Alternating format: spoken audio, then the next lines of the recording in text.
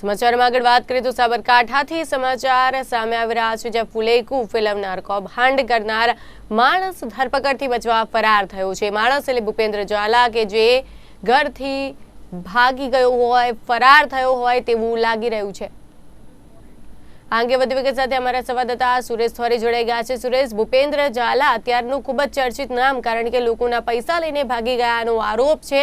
હાલ તેનું ઘર સુમસાન જોવા મળી રહ્યું છે। ધરપકડથી બચવા તે ફરાર થયો હોય તેવા સમાચાર સામે આવ્યા છે।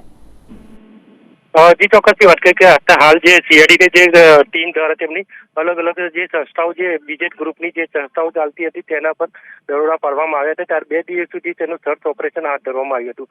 ખાસ કરીને જો વાત કરવામાં આવી તો હિંમતનગર તાલુકા પાસે આવેલા ઝાલાનગર જે તેમનું એક કહી શકાય કે તેમનું નિવાસસ્થાન હાલ તો સુમસામ જોવા મળ્યું હતું। તેમના પરિવારો પણ કોઈ જાતનો જોવા પણ નતા મળ્યા। ખાસ કરીને જો વાત કરવામાં આવે કેટલાક 6000 કરોડની જે રકમ છે, રકમને જે કઈ બાબતે ઇન્વેસ્ટ કરવામાં આવે છે તે બાબતે હાલ તો સીઆઈડી ક્રાઇમ દ્વારા તેની તપાસ હાલ તો ધરવામાં આવી છે। બીજી તરફ જો વાત કરવામાં આવે સીઓ જે ભૂપેન્દ્રસિંહ ઝાલા જે હાલ તો ભૂગર્ભમાં ઉતરી ચૂક્યા છે, તેના દ્વારા તેની સંપર્ક કરવામાં કોઈ પણ જાતનો કોઈ કોન્ટેક્ટ પણ નથી કરવામાં આવતો। ત્યારબાદ જો વાત કરવામાં આવે કેટલાક એના એજન્ટો પણ છે, તેના એજન્ટો પણ હાલ તો ભૂગર્ભમાં ઉતરી ચૂક્યા છે। જ્યારે ખાસ કરીને જો વાત કરવામાં આવે જેમના ખાતે ધારા જે રોકાણકારો હતા તે રોકાણકારોને જે રકમ છે, રકમના જે હાલ તો ચિંતામાં મુકાયા છે કે પ્રકારનો તેમને રકમ મળશે તે હાલ તો સીઆઈડી ક્રાઇમ તપાસ થયા બાદ તેનો ખુલાસો થશે। જી સુરેશ, અને ખાસ કરીને જ્યારે મેડ માલિકની વાત કરી રહ્યા છે ભૂપેન્દ્ર ઝાલાની, તેની સાથે એજન્ટના નામ પણ સામે આવી રહ્યા છે। એજન્ટ પણ હાલ ફરાર છે। ચોક્કસથી વાત કરીએ કે કેટલાક એવા એજન્ટો છે તેના એજન્ટો તેમના લોભામણી એકા બે ડબલ કરવાની જે સ્કીમો પોન્જી સ્કીમો ચલાવતા હતા, ત્યારે લોકોને જે ખાસ કરીને જો આ જે પેન્શનરો અને શિક્ષકોને અધિકારીઓ અને પોલીસ કર્મચારીઓને પણ પૈસા આ બાબતે પણ રોકવામાં આવ્યા હતા। તેમને પણ લાલચ આપવામાં આવી હતી એકના બે ડબલ કરવા જે લાલચ હતી તે લોકો પણ રોકાણ કરવામાં આવ્યું હતું। ત્યારબાદ જે એજન્ટો છે હાલ તો પોલીસની પકડથી પણ દૂર છે। એક એજન્ટ હાલ તો સીઆઈડી ક્રાઇમે તેની ધરપકડ કરવામાં આવી, ત્યારબાદ તેને પૂછપરછ કરવામાં આવી હતી। ત્યારબાદ જે સીઓ ભૂપેન્દ્રસિંહ ઝાલા જેની પણ હાલ તો પોલીસે તપાસ કરવામાં આવી છે। બીજી તરફ જો સૂત્રો દ્વારા માહિતી મળી રહી છે મધ્યપ્રદેશથી લઈને નેપાળ સુધી ત્યાં ભૂપેન્દ્રસિંહ ઝાલા જ્યાં પહોંચ્યો હોય તેવી હાલ તો સૂત્રો દ્વારા તેની માહિતી મળી રહી છે। ત્યાં હાલ તો પોલીસે તે દિશામાં તપાસ કરવામાં આવી રહી છે।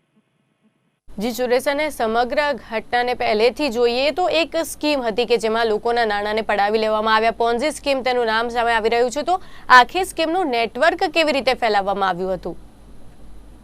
કહી શકાય કે ભૂપેન્દ્ર ઝાલા જે બીટકોઈન થી તેમને એક સ્કીમ ચલાવતો હતો, ત્યારબાદ જે એકના ડબલ કરવાની જે લાલચ જે એજન્ટો પણ દ્વારા તેમને આપવામાં આવતી હતી। ખાસ કરીને વાત કરવામાં આવે શિક્ષકો અને નિવૃત્ત કર્મચારીઓ અને અધિકારીઓ અને પોલીસ કર્મચારીઓને આ બાબતે અને અન્ય લોકોને પણ આ અંદર સંડોવાયેલા છે। બીજી તરફ જો વાત કરવામાં આવે જે લોકોને જે રોકાણકારો છે તેમના પૈસાની એકના બે ડબલ કરવાની જે લાલચ આપવામાં આવી હતી, ત્યારબાદ જે 10 લાખથી લઈને ઉપરાંત જે પૈસાઓ છે તેમને રોકવામાં આવ્યા હતા।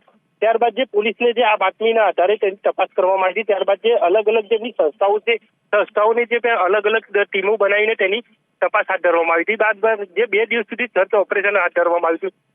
ખાસ કરી જો વાત કરવામાં આવે એક એજન્ટ જે સ્થળ ઉપર જે તેમની ધરપકડ કરવામાં આવી હતી, ત્યારબાદ પૂછપરછ કરવામાં આવી હતી। ત્યારબાદ કેટલા એજન્ટો છે તે દિશામાં હાલ તો પોલીસ તપાસ કરવામાં આવી છે। ગઈકાલે તેની ફરિયાદ પણ દર્જ કરવામાં આવી છે। હાલ તો કેટલા એજન્ટો આની સાથે સંડોવાયેલા છે, કોઈ મોટા નેતાઓ છે કે કેમ તેની હાલ તો પોલીસે તપાસ હાથ ધરવામાં આવી છે। જી આભાર સુરેશ સમગ્ર માહિતી માટે। તો પોલીસ દ્વારા તપાસ હાથ ધરવામાં આવી રહી છે। એજન્ટ છે તે પણ ભૂગર્ભમાં ઉતરી ગયા છે। એક એજન્ટ મયુર દરજી કે જેનું નામ સામે આવી રહ્યું છે ને તે પણ હાલ જોવા નથી મળી રહ્યા। ઘરના દ્રશ્યો આપ જોઈ રહ્યા છો, પોતાના ઘરથી પણ ભૂપેન્દ્ર ઝાલા ફરાર જોવા મળી રહ્યા છે અને વિદેશ ગયા હોવાની પણ વકી છે।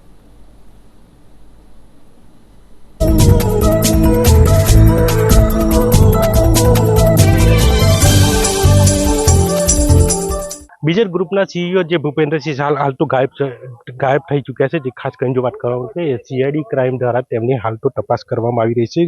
એ અલગ અલગ જે એજન્ટો દ્વારા તેમની લોભામણી જે અલગ અલગ પોન્જી સ્કીમ ચલાવતા હતા, તેમને લોકોને જે રોકાણકારો તે પૈસા લેતા હતા, ત્યારે જે સીઆઈડીની પ્રાથમિક માહિતી મળતા તે તપાસ કરવામાં આવી હતી। ત્યારે ખાસ કરીને જો વાત કરીએ હિંમતનગર તાલુકાના જે ઝાલાનગર જે વિસ્તાર છે તેમને અંદર જે ભૂપેન્દ્રસિંહ ઝાલા રહેતા હતા તે હાલ તો તેમના નિવાસસ્થાને હાલ તો સહ નહીં, તેમના પરિવારો પણ હતા જોવા નથી મળ્યા। તો ખાસ કરીને જો વાત કરવામાં કે ભૂપેન્દ્રસિંહ ઝાલા કારોનો જે શોખીન હતો, કારો પણ ખાસ કરીને ઘરે પણ જોવા મળી રહી છે।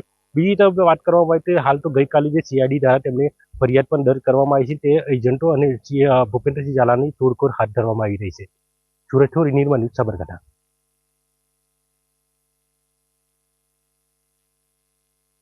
માટે ફરાર થઈ ગયેલા જોવા મળી રહ્યા છે. એકના ડબલના